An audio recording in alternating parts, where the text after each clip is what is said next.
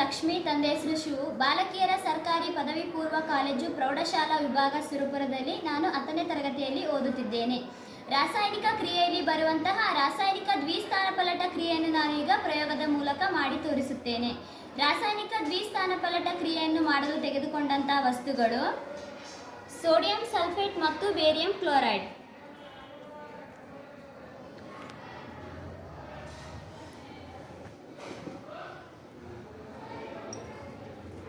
Sodium ಸಲ್ಫೇಟ್ನ ದ್ರಾವಣ ಮತ್ತು barium ಕ್ಲೋರೈಡ್ನ ದ್ರಾವಣ ಪರಸ್ಪರ ವರ್ತಿಸಿದಾಗ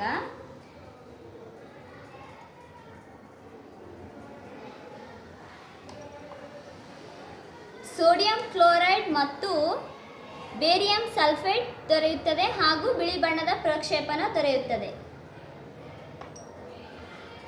ನಾವು ಮಾಡಿದಂತಹ ರಾಸಾಯನಿಕ ದ್ವಿಸ್ಥಾನಪಲ್ಲಟ ಕ್ರಿಯೆಯನ್ನು ಸಮೀಕರಣ ರೂಪದಲ್ಲಿ ಹೀಗೆ ಬರೆಯುತ್ತೇವೆ. ಧನ್ಯವಾದಗಳು.